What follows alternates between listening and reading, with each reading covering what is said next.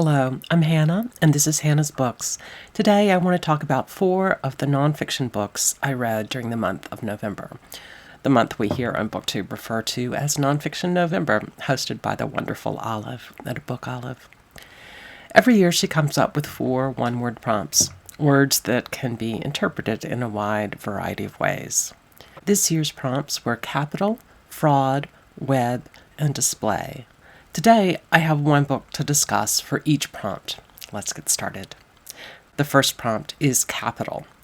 I very much enjoyed reading the historical study called Master, Slave, Husband, Wife, An Epic Journey from Slavery to Freedom by Ilyon, a book about human capital.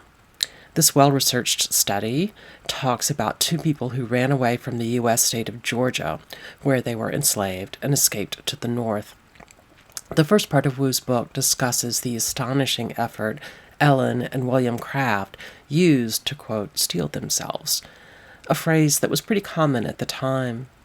The phrase emphasizes that these were not free people. They were owned by so-called masters.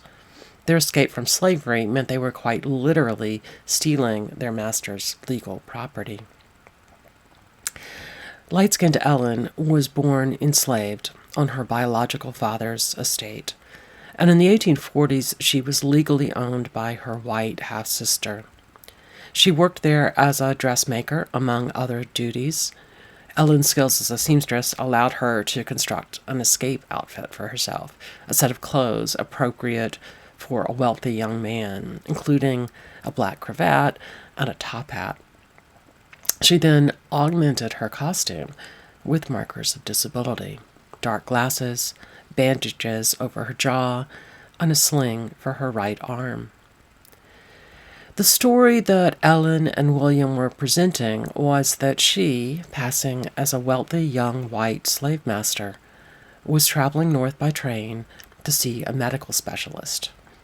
On the trip, she was accompanied by her loyal and obsequious slave William, who would help look after his ill master on their trip north. The presentation of disability and illness was key in their escape plans. It not only justified their trip north via train, but it also allowed William to stay in the same train car with Ellen, who, as the disabled young master, might need assistance. Ellen's, or rather her male character's, supposed illness, as well as the bandages wrapping her jaw, allowed her to refrain from doing much talking. The implication that her right hand was injured meant that she was not expected to sign paperwork, which she could not do, not because of an injured right hand, but because she was not literate. I mentioned in my last video that laws in many southern states during much of the antebellum period made it illegal to teach enslaved people to read and write. This first part of Master, Slave, Husband, Wife is tremendously exciting, well written, but also extensively researched. The book states when parts of the book might be based on incomplete evidence, and therefore only probable, or even merely possible, as it is in some cases. Those merely possible scenarios are often really useful in helping readers understand the broader context of slavery, sometimes based on historical evidence not from the case of William and Ellen specifically, but instead based on information about enslaved people more broadly. Wu makes a tight and thoughtful argument about how William and Ellen could escape, specifically because of the white Southern hierarchical assumptions about the authority of wealthy white men, combined with Ellen's portrayal of disability. With her masquerade, she tapped into the cultural assumptions that allowed her not to pass under the radar, but to receive explicit support. The second part of the book explores the vital work the 2 did during their lives as free people in the North, their work as abolitionists, at a time when William and Ellen could live as free people, not in disguise. Still, even there, they faced danger of recapture in the North due to the Fugitive Slave Law of 1850. Eventually, in fact, for their safety, they moved out of the country. This part of the book is a bit less of an adventure story, but it offers insight into the lives of Black people in the North during this period, as well as into the abolitionist movement as a whole. I'd recommend this book to any readers interested in 19th century U.S. history, even if you don't have much background. The author uses the story of these specific people to highlight some of the central themes in the history of slavery in 19th century America. Okay, on to the second prompt, fraud. For this, I read a new book exploring the idea that Shakespeare was a fraud. Elizabeth Winkler's Shakespeare Was a Woman and Other Heresies, How Doubting the Bard Became the Biggest Taboo in Literature. Despite the title, Winkler is not arguing in this book that Shakespeare was a woman. The title, taken from an earlier article, is merely an attention-grabbing way for her to suggest that academics absolutely hyperventilate whenever anyone questions the idea that the man from Stratford might not have written Shakespeare's plays and poems. Let me quote here what she says might happen if you go investigating and talk to professors. Tears may be shed, a whip may be produced, you will be punished, which is to say, educated. The author's argument that there is a phalanx of established academics who treat Shakespeare as some sort of god who cannot be questioned, and this really is her explicit argument, just seems silly. Do many academics spend a lot of time on the authorship question? No. Does that mean they treat Shakespeare as a god? No. Basically, what the anti-Stratfordians say is that we don't have enough evidence to understand how Shakespeare could have been our guy. The plays show that the author, or authors, had a great deal of social and cultural knowledge, of classical languages and literature, of different professions, of the geography of the rest of Europe, etc. Skeptics point out that we do not know how Shakespeare could have known all of this information and understanding well beyond what they assume a young man without an advanced education and without an elite pedigree would know. And indeed, we don't know how the author of these plays came to know as much as the author would need to know. The sources are just really limited. But should we start assuming that it therefore couldn't have been the man from Stratford? Academics point out that there is ample evidence from the time attributing the plays and poems to Shakespeare and then linking them to the man from Stratford, and also that there is clear evidence that Shakespeare was both an actor and a shareholder in the King's Men. We have original title pages, and then later we have his friends and co-workers, Hemmings and Condell, saying Shakespeare wrote the plays, etc. To question authorship, you have to believe that all of that evidence is fabricated, falsified, to think Shakespeare wasn't really Shakespeare. Should we consider the possibility that it was falsified? Perhaps. Winkler lays out a variety of reasons why. It's possible in the abstract that there were individuals who would have wanted to hide their identities as authors in the public arena. But just because wealthy and powerful men, or wealthy women for that matter, had reasons that they might seek anonymity, well, it doesn't mean we should assume that someone actually did seek anonymity in this case. Then we'd have to rethink chronologies of the plays, etc., to account for these people's deaths before Shakespeare, or whatever. Before we do that, well, first, I'd really like something more. I'd like even a hint that there was actually a cover-up in something other than contrived games. And Winkler just doesn't suggest one.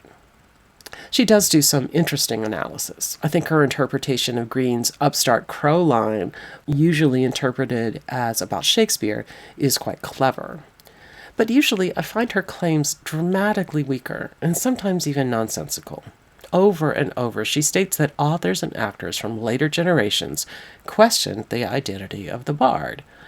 And those authors, people like Mark Twain, would know because they were brilliant people. She even suggests Virginia Woolf made a comment which might have been tongue-in-cheek. And therefore, since it might have been tongue-in-cheek, It should be read to mean the opposite of what Woolf actually wrote. When we read it in reverse, it shows that she must have discovered that a woman really did write Shakespeare's works. I'm being unfair. Her argument is quite a bit more subtle than I'm saying it here, but still. Another tack she takes is when she describes interviews with Shakespearean scholars versus with non-academic supporters of alternative Shakespeares. Invariably, the academics, all of whom are Stratfordians, or at the very least, people who are uninterested in the question of authorship, are all too busy to meet with her for any prolonged or repeated discussions, unlike the retired lawyers, etc., who are arguing for other candidates, like the Earl of Oxford. They're eager to talk her ear off. Most of all, it seems, the academics don't offer her elaborate and delicious snacks, as all of the non-Stratfordians do, from sausages to tea cakes. She tells these stories over and over again. Clearly, all of these academics must have had something to hide. Honestly, personally, I don't care who wrote Shakespeare. I love reading author biographies about any authors, not just Shakespeare, but I don't have much interest in mining the lives of authors to understand their literary works, or mining their literary works to understand their lives. What I love about Shakespeare are the plays and the poems themselves, about how they were performed at the time and how they're performed today. So, I would say that this book is probably not worth your time if you're not already obsessed with questions of Shakespearean authorship. I guess you also might be interested if you hate professors enough that you want to watch someone really nerdy herself ridicule academics in comically over-the-top ways. Okay, the third prompt for Nonfiction November is web. In my TBR, I proposed reading a whole web of biographies and other kinds of scholarship about the 20th century American author Willa Cather, whose 150th birthday is next week. I have read a great deal about Cather, but I'm going to hold back on that discussion until my blowout birthday celebration. Instead, I'll talk about a book I really didn't intend to pick up, American Bloomsbury by Susan Cheever, about the web of intellectual life in Concord, Massachusetts during the mid-19th century. That is, about the web of connections between Louisa May Alcott, Ralph Waldo Emerson, Margaret Fuller, Nathaniel Hawthorne, and Henry David Thoreau. This book was a reread for me, and this time I plucked it off the shelf in the middle of the night during a bout of insomnia, and I read it in one gulp. Since my husband died almost 5 months ago, I've taken to sleeping not in our bedroom upstairs, but in the sitting room, where my bookshelves are full of biographies of literary figures. The room is really tiny. When our musician son was a child, we called it the piano room, because it held bookcases, an upright piano and bench, and a collapsible music stand. When Abe went to college, and then David got sick, we donated the piano and put a very comfortable pull-out couch in the room, knowing that we would first have a flood of old friends visiting from around the country and the world. And we also knew that there would come a time when David wouldn't be able to climb up the stairs to our bedroom. When I'm sleeping down there, the shelf where this book lives is right at hand's reach. I had forgotten how much I disliked this book. Rarely do I keep books I don't like, but I'm such a Louisa May Alcott nut that I decided I might want to keep all of the books I have related to her, just in case I ever write an essay about her or film a video about recent biographies of her. As I started reading, in the middle of the night, I remembered how I'd felt about it before, but I thought rereading a book I didn't especially like might actually help lull me back to sleep. Instead, feeling as irked as I did by the book just hyped me up and made sleep absolutely impossible. Cheever, the author of American Bloomsbury, begins her book by echoing F.O. Matheson's claim that all of American literature had been written between 1850 and 1855. She amends it. What I hadn't realized is that most of it was written in the same cluster of 3 houses.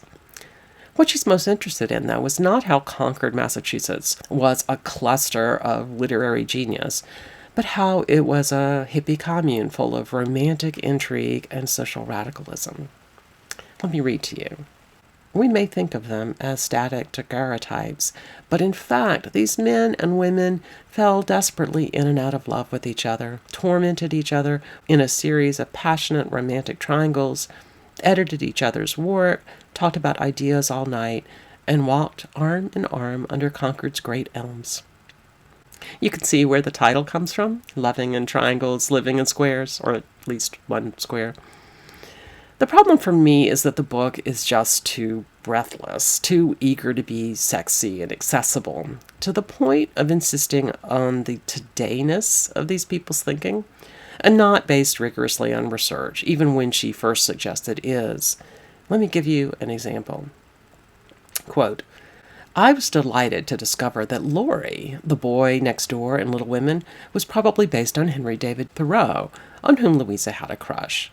Or was it Ralph Waldo Emerson, who actually lived next door to the Alcotts? Then she hypothesizes that Margaret Fuller had relationships with both Hawthorne and Emerson. Emerson, writes Cheever, had troublesome sexual needs, as did Hawthorne, and Thoreau was probably gay. That is, if his sexuality, quote, affected his life at all. She explains, what is to be said about a man whose connections to birds and fish and all living things sustained him in a way that connections to other people could never do? Personally, I'm turned off by this kind of speculation, suggested not by historical evidence, but more by the author's somewhat prurient imagination. Then there's a critique of some parts of the abolitionist movement, activism that certainly could be critiqued despite its strengths, but which Cheever condemns seemingly without a thorough awareness of the situation. She seems to be relying primarily on an analysis by a mid-20th century white Southern novelist. I know I'm being vague here about specifics because it's a long story, but basically she uses her under-researched argument to suggest that this hippie Bloomsbury group were actually just self-righteous and really naive. Still, if you're looking for a quick and dramatic telling, Cheever's book might not be an unreasonable choice. But don't read it if your goal is to understand the transcendentalist. And don't read it if you're trying to lure yourself back into sleep. Well, onto the last nonfiction November prompt, display. I chose an illustrated cookbook that would be perfect to display on a coffee table. It's a cookbook that essentially places recipes in the context of personal stories, a style that's one of my favorite kinds of books to poke through when I'm looking for diversions. This time I chose Ella Ridsbridger's The Year of Miracles, recipes about love and grief and growing things. Although I knew this book was about grief and loss even before I picked it up, I thought from the hopeful title and the cheerful painting on the cover and throughout that I was in for what might be a sappy, woo-woo read.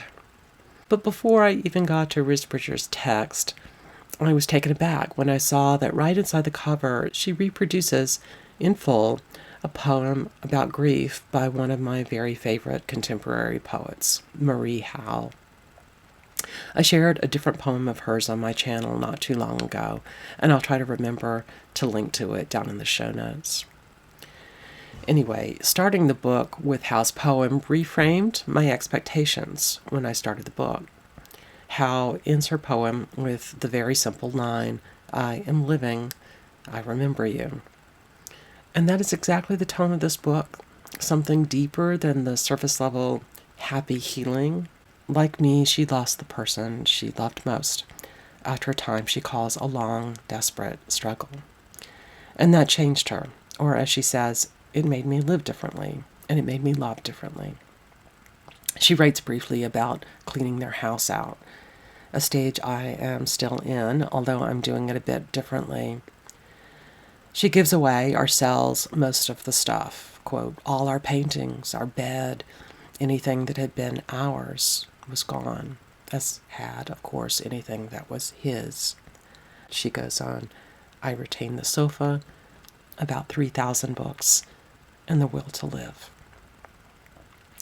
Then she goes back and talks about the little things that got the two of them through the hard days of her partner's illness, the, quote, practical miracles.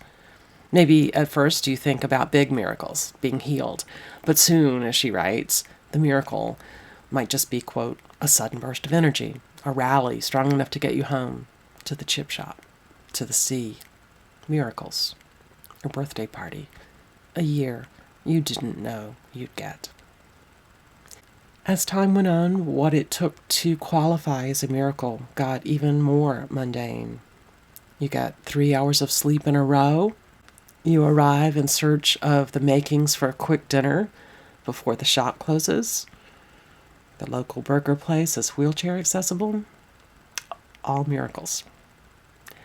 Eventually, the author realizes that she has always been good at finding miracles, but as she says, proximity to dying made me a prodigy. Everything that wasn't death was life, and everything that was life was miraculous. What she was looking for after the period she sometimes calls end times were dependable, reliable miracles.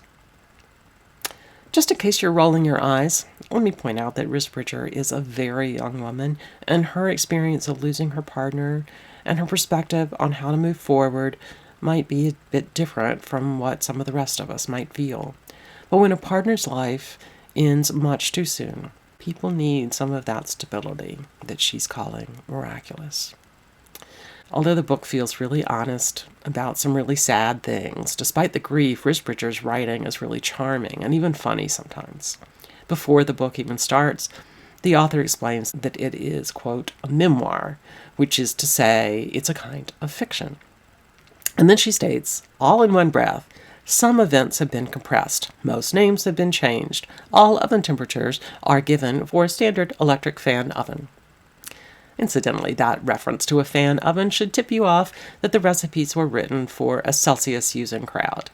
If you're from the U.S., you're metrically challenged, and you actually want to cook from this book, you'll need to do some math or some Googling.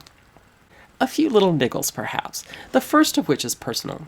Many of the recipes are distinctively British comfort foods, from savory pies to sticky toffee pudding, all of which sounds good in the abstract, but it isn't necessarily what my family of birth in the U.S. South, or the people who I've chosen to add to my family in the years since, would think to cook to comfort themselves. Actually, when David died, I thought I would want lots of classic Southern-style casseroles of some sort for a while, or the crazy vegan macaroni and so-called cheese, spoiler, nutritional yeast, that we figured out a few decades ago. Or maybe a slice of my great-grandmother's lemon pound cake recipe. Instead, I've been making spicy curries like mad. Maybe I would fit in grieving in Britain after all. Comfort always comes in ways we don't anticipate. Another thing that kind of disappointed me in this book is that most of the recipes serve 4 people. Risbridger and one of her friends decided to live together and cook together. But for many people who've just lost a partner, smaller recipes are more practical. I like to cook for 2 most of the time so I can eat leftovers for one other meal, but not the same dish all week long. There are plenty of recipe books out there calibrated for 4 or 6 servings, but more of a need for ideas for smaller households. It would be especially nice in a book about life after the death of a partner. On the other hand, this book is also very much about creating a life with the great love of friends, and solo eating isn't really part of her story. Finally, the recipes are fairly meat-heavy and sugar-heavy, more than I think represents the way a lot of my friends eat. Well, even if you never intend to cook from this book, and even if you have never experienced the the kind of grief she's writing about. You might appreciate it for the beautiful stories about how Risbridger created a new life for herself over the course of the calendar year following her partner's death, a year filled with the love of friends and the nourishment of both food and stories. Fundamentally, it's about how the process of finding pleasure in the quotidian, cooking in Risbridger's case, can be a way to feel connected, to appreciate what we have, even if it also reminds us of what we no longer have.